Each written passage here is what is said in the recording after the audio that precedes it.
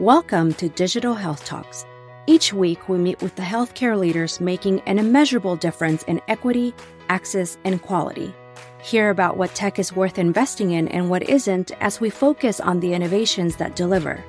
Join Megan Antonelli, Janae Sharp, and Shahid Shah for a weekly no BS deep dive on what's really making an impact in healthcare.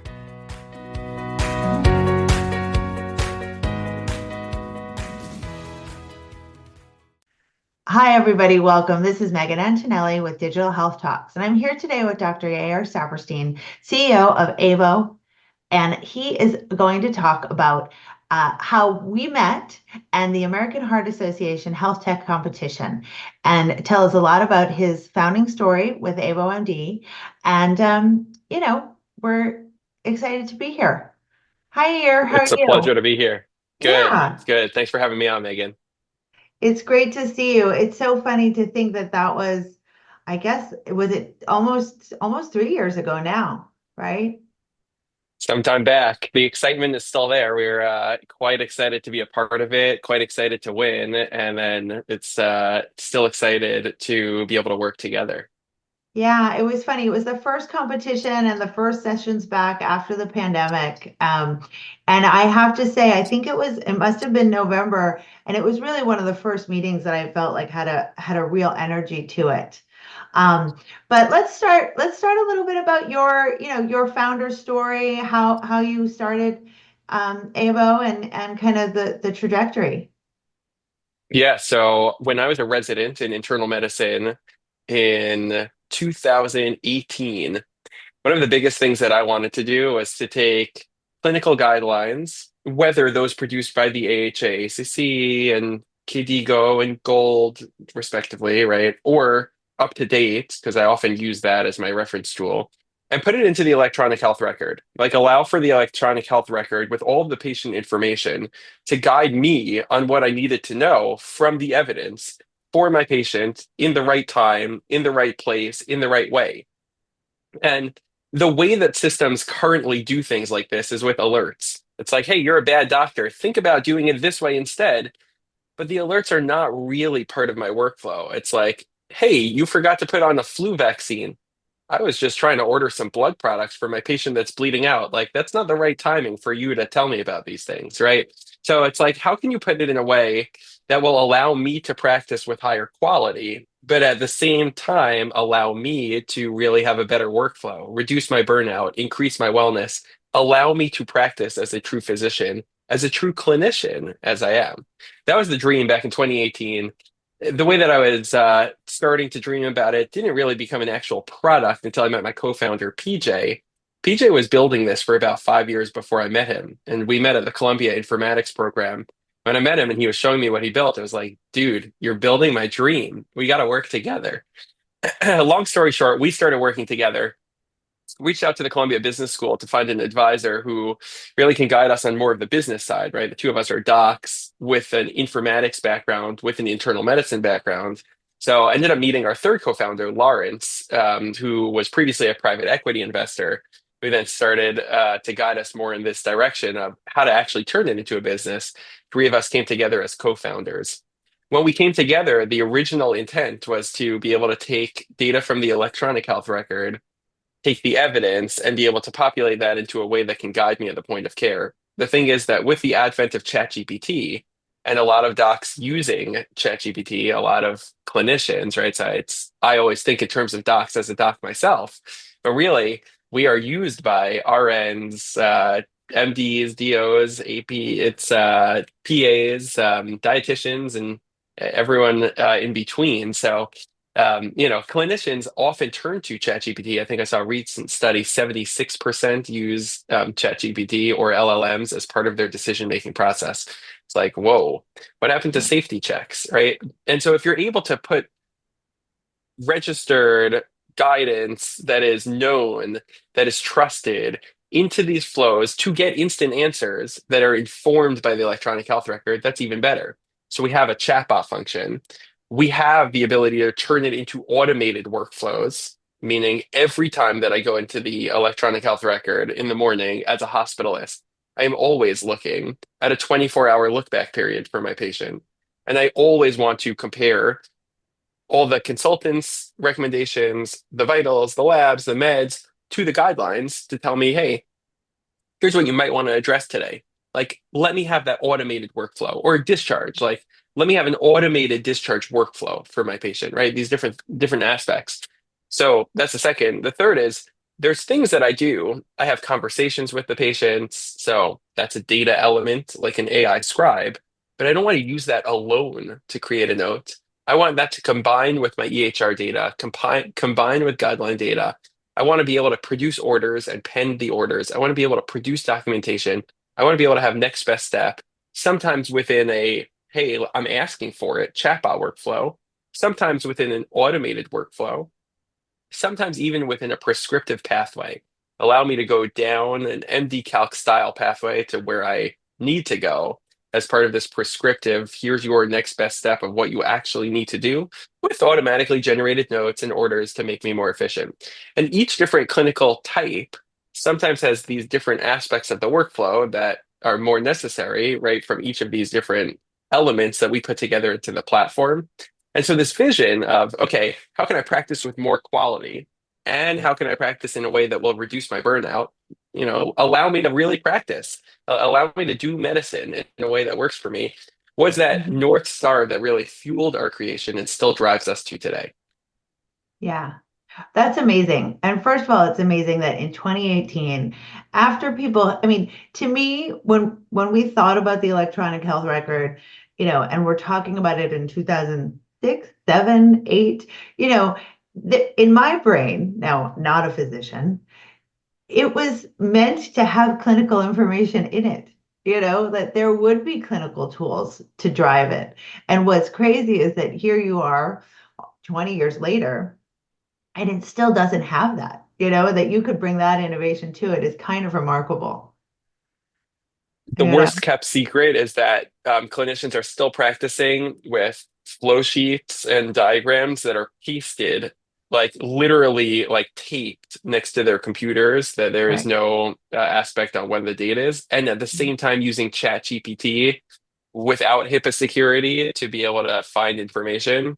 Right. And that discrepancy between what exists in the medical world and what exists in the general world, to be able to come together is really what we're doing, right? It's like, Right. let's bring medicine into the 21st century in a way that is safe so that we can do the best that we can in Mhm. giving clinical care. Right. The idea that a 20-year-old electronic health record still doesn't have clinical decision support tools, sort of built into it appropriately is kind of crazy because why is it there? Oh, but because it was a billing system. I forgot. But yes, but amazing. And, I think, one of the things, obviously, we met at the American Heart Association, and that on that health from that health tech competition. But you guys do a lot more than just cardiology. But tell me a little bit about kind of that experience, and also, how the product has evolved, and what you take with that. Yeah, so when we first presented, I think we were just at the point that we were a pathways system, right? So we've proven out now that our pathways system, right, being able to go down step by step, let's say a patient has hypertension.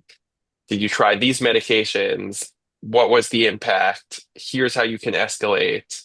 Here's the choices that you might want to make to get to. Here's the combo pill that's recommended. Here's your next steps that recommended in a prescriptive pathway, applicable for cardiology and applicable across broadly. We partner with about 25 different content producing societies. And so we have this ability to really work across COPD with Gold, to work across chronic kidney disease with KDIGO, to work in uh, behavioral health disorders with the APA, and so on and so forth, right? So that's where we were, the ability to take guidelines and turn it into these pathways where the pathways can autofill with data that's in the electronic health record and guide towards the right next step.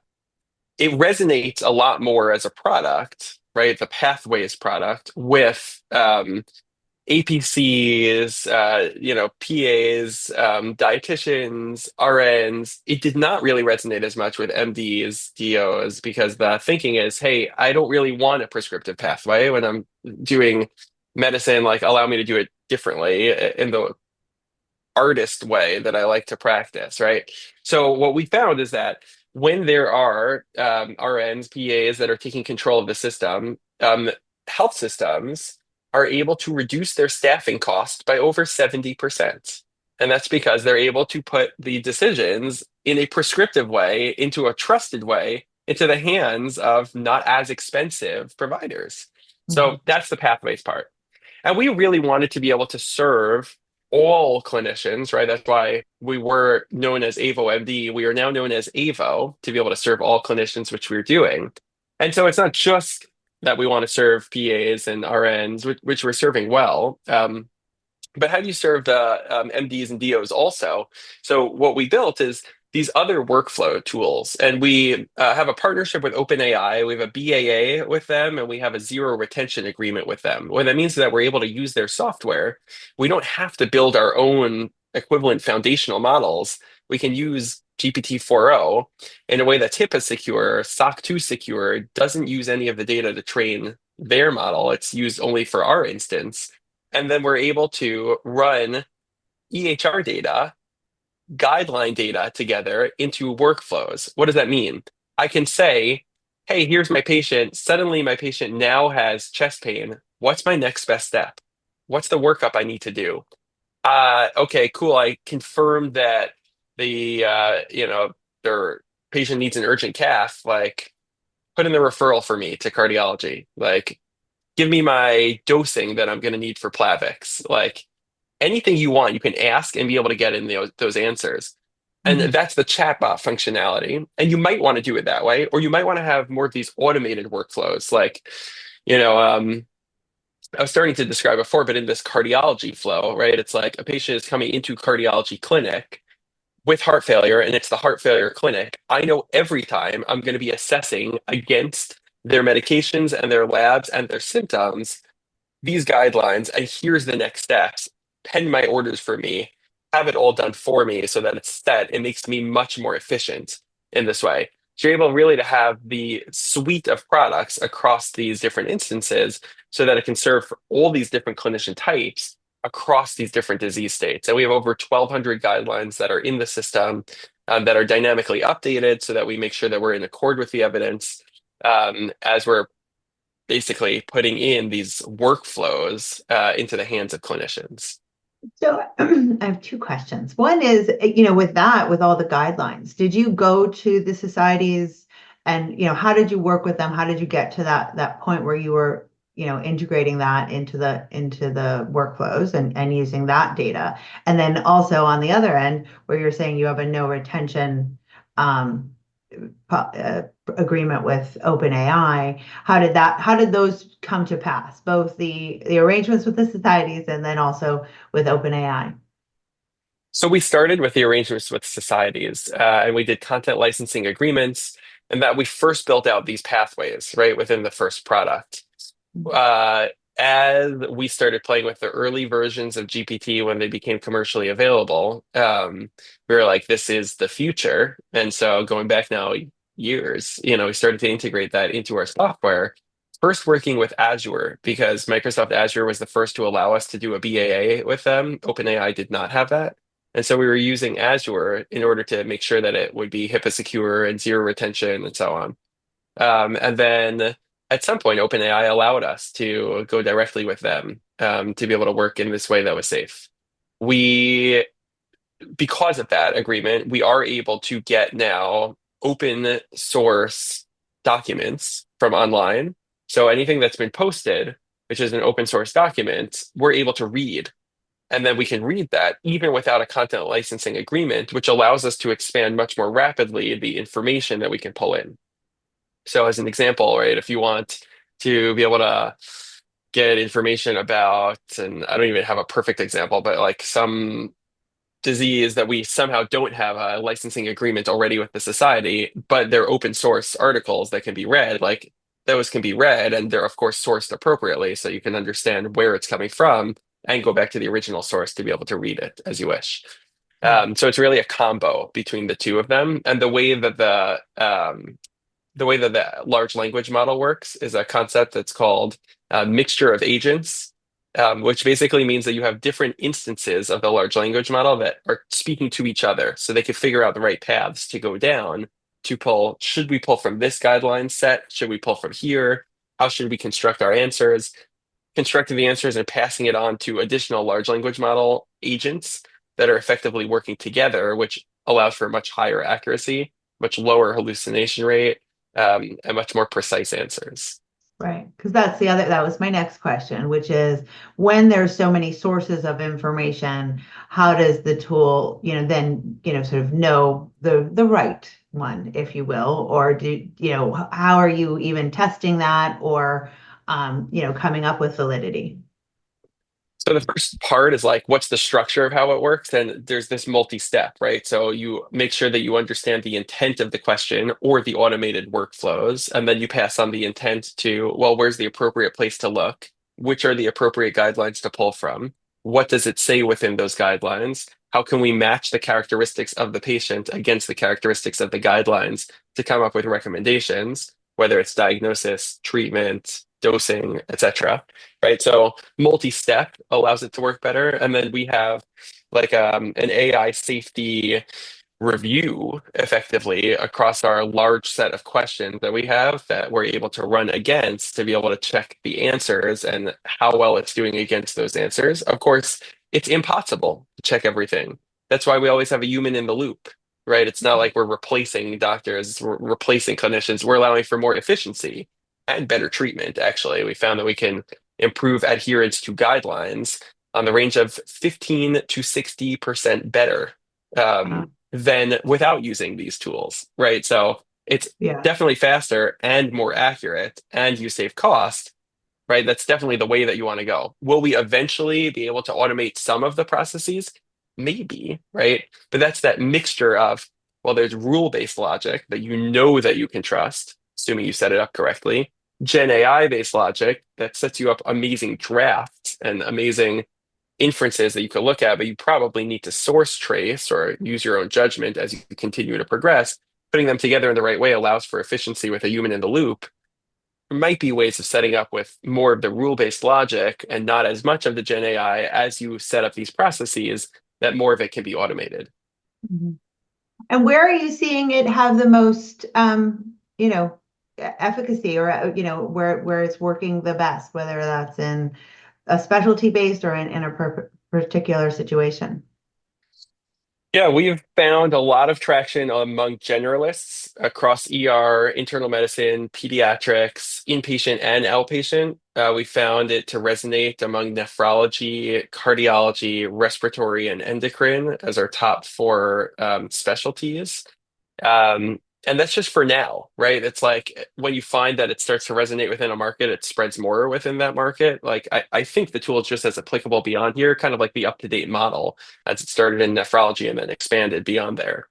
Um, and then we're finding that, again, the different products will resonate with different types. So the pathways are resonating much more with APCs, and then with systems that have APCs and they're trying to reduce staffing costs with higher efficiency and better guideline adherence on prescriptions. So we're finding that to resonate a lot within that market. We're finding Ask Avo and the ability to use the chatbot and ask any questions to really resonate among trainees because it's an education tool at the same time. And then it allows for systems to not have to deal with ChatGPT. Instead, they have a trusted system. And then we're finding some of these automated workflows to resonate more, um, both in the non-Epic market, so Meditech, Athena, which really allows for them to bring their EHR experience up to a higher level. And even within the Epic market, Epic has some of these functionalities, but they charge an arm and a leg and then some for them. And here you're able to really achieve this functionality without paying millions of dollars for it by Mhm. using Avo that's integrated. So even within there, we're finding some traction. Within the Epic market, really what we're finding is that there's an interest in the utilization management aspects. So, like, can you be able to tell me, should I discharge this patient or not? Are they ready? Can you compare to the checklist? Can you tell me what they need or an admission workflow? Can you tell me if they should be admitted in order to increase reimbursements, reduce 30-day readmission, reduce length of stay, right? where it ties into these financial aspects that cannot be achieved in other ways. So this is where we're finding more resonance within the Epic market when you apply the tools to these specific use cases, like heart failure, right? It's like that's a very high risk one. So how do you ensure that that's done correctly? You just plug in this workflow in those areas. But then as these are being plugged in, it's like, oh, wait a second. We would love to use your AI scribe also because it's pretty similar to the AI scribe solutions that are out there, just 6 times cheaper. It's like, oh, we'd love to be able, right? It's like each of these different aspects that come in are like, oh, they function very similarly, but now it's a singular platform that has crosstalk within it across specialties, easy to install, and we could just flip a switch and have it on in the next product component. That would be great. So that's really where we're finding like a land and expand. Yeah. Well, it's interesting. I mean, thinking back to the competition a couple of years ago and where you guys were, and it was all so new, and ChatGPT wasn't really, at least in the vernacular with everyone. I think we all talked about AI then, but in terms of where things were going, and now it's almost, I mean, I wouldn't say ubiquitous, but there's certainly, most health systems are making decisions about that now, and where they're going to pilot it and what they're going to use. But let's go back a little. Let's take a walk back and and say, in terms of that decision that you guys, to apply to the American Heart Association. I think one of the things that did set you apart was, at the time, I believe you were using the AHA guidelines, which is one of the criteria, of which, it's not a requirement, but it's certainly something that is looked upon fondly by the judges at the competition. But tell us about that experience a little bit, and what that was like, and how it may have impacted some of these changes, and the direction that the organization took. So the judges wanted to see how do you make sure that your health tech solution is actually evidence-based? For us, it's easy, right? We're using the guidelines as our evidence source of what we're doing and working in conjunction in a content licensing agreement with the AHA for the AHACC guidelines. Like that is, there's no better answer than that, right? For how to ensure that it's evidence-based. For us, really, the biggest thing that we got out of out of winning was more marketing, right? The ability to reach people. We were in the newsletter the next day, and suddenly everybody at the conference is talking about AVO, and everyone beforehand was not. Now we're at a level that people are talking about AVO anyway. But at the time, it really helped launch it, right? It helped launch where AVO was within the context of everybody that was coming to the conference, and that's a big deal for a startup. So we're working really within what I like to call the club of AHA, within the health tech umbrella, and able to have these conversations, able to work together on by putting the guidelines into a health tech format that can be within the actual workflow. And it's really aligning objectives, right? It's like from the society standpoint, you want to be able to have the guidelines in the workflow. From a health tech standpoint, we want to be the vendor and the vector to make that happen. And from the health system and clinician perspective, it's like, please help us, like allow us to do this too, right? So it's allowing everyone to do this together. And then the competition was really cementing what we had known, which is that this is something which is valuable and something which is helpful, not just in cardiology, but even beyond there. And that was one of the points which we made at the competition, which was, this is something like one of the questions was, how do you know that health systems are going to actually implement this? And it's like, well, health systems are looking for these solutions across not just cardiology, but other specialties and other disease states. So if you have a platform that can solve this for them across all of these different areas with a single install, so it's not going to clog up their IT side, suddenly you're serving their needs across all of these things with evidence infusion. And that's something that resonated well. Mm-hmm.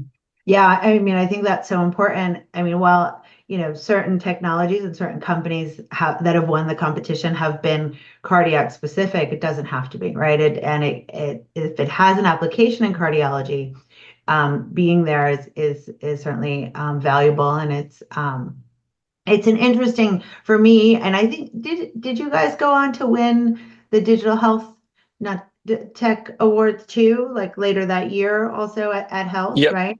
Yep. Um, Yep. so when you think about all the competitions that are out there, and of course all the conferences that are out there, the being at a conference where it's predominantly clinicians or physicians is a very different experience from being at a health or a HIMSS. And of course, now you guys go to all of those, but tell us a little bit about that distinction and kind of the value of being with the physicians. Yeah, I mean it's I put like the AHA and ACC conferences together, where right it's like if you're focused on cardiology and physicians and being able to reach the clinicians themselves, like that's different than trying to liaise with other health tech companies and others, within a broader scope. And so that's the big difference between these specialty focused conferences and the like digital health focused conferences. I think they're Mhm. both important to go to for us, right? But depending on the company, it really depends on what your goals are and what your value is. If you're trying to Mhm. reach individual clinicians, you're trying to reach the physicians, like of course you need to go to the specialty conferences. If you're trying to hit cardiology, like AHA should be at the top of your list. Right. But and then in terms of like even now or then, has the decision maker that you try to get in front of changed at all? Or is it, I mean, I would imagine, at least coming from my perspective and kind of seeing all those different events and the different audiences and even the different types of discussions that with physicians and clinicians, there's almost, there's an enthusiasm, but if they're and if they are bought in, that's going to be a slam dunk when you go to the leadership, oh, well, you have this physician who's already, bought and sold on this. They're excited about it, as opposed to the opposite. Is that true? Am I just imagining more value than? Uh, I wish it were that easy. I think back in the day, like it was that easy where you have a groundswell of clinicians and then they bring it up and it's like, okay, let's do this. Now it's not quite as easy, right? It's like there's AI review boards and there's like a lot of bureaucracy to go through, which is important, but it definitely slows down the process. And what I found is that sometimes if you go to the top level and you go to the bottom level at the same time, that's the fastest way to do it. So you go to the CMIO, the CIO, the CEO, and you go to the clinicians that then share it with each other. And then all of a sudden it comes in the middle. It's like, okay, let's put this in. It's Right, harder to just go to the practicing clinicians and say, okay, you guys like this, now push it, and then expect for that to happen by itself. So right, there's kind of a combo.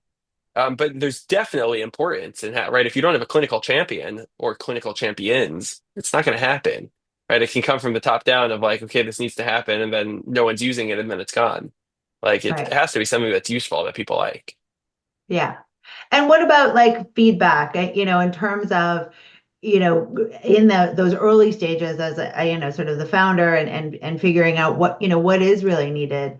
I think sometimes we're always trying to find, we've got a technology and we're looking for the problem it's going to solve. Obviously you went at it from a totally different way. As a physician, you saw the problem and you were bringing that to it. But in terms of those perspectives, tell me a little bit about that. It's been like